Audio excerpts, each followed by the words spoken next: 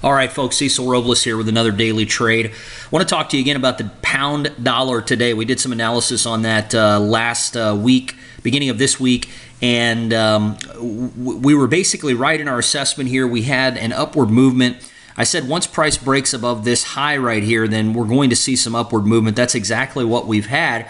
And as you can see, we're sitting pretty close to right now about a 1.35 to 1 reward to risk ratio in this trade. Now, the reason why that happened, if you'll look back over here, we had support at this level. Price broke down through that level, popped back up, came back down, and then finally broke back through, and then now it tested it 1, 2, 3 times.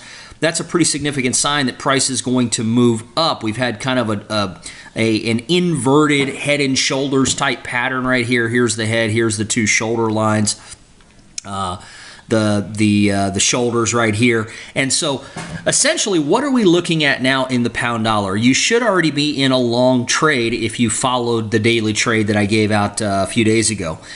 What do we want to do now? Well, now what we want to do, if we're in a long trade, we want to jump down to the 4-hour chart. We want to manage our position a little bit better here in this particular trade. You can see the kind of pullback that we've had over the last day, yesterday, and then into today. We've had a little bit of a pullback, but now you can see it's really setting up here with these few candles in here to really start to potentially continue to move higher. So one of the things that we can do is we can move our stop loss up. This is where we essentially entered the trade at, right here where this red and the green diverge right there. You've got that line right there, that middle point. That's essentially where we entered the trade, and as you'll see, that's kind of at the bottom of our Ichimoku cloud. So what we can do is we can move our stop loss down to at least break even plus a few pips to make sure that we cover our spread in the event that price comes back and stops us out. The other thing that we can do is we can take an add-on position. Now, an add-on position, a lot of people like to scale out of their positions, but I actually like to scale into my positions.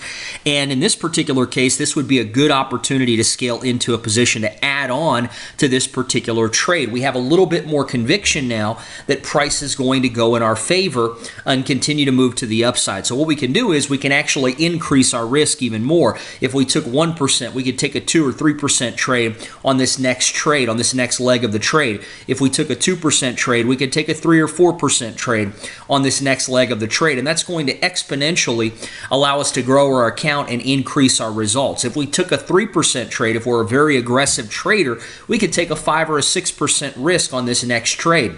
Notice we're not taking a whole lot of trades here, so we can justify taking that kind of a risk on the trades that we do take. So what I would do is I would wait for this day to close out. There's probably not going to be a whole lot more action through the rest of the day. I'd wait for this day to close out, and then I'd be looking to buy into this particular market at the close of this day as price continues to move up higher.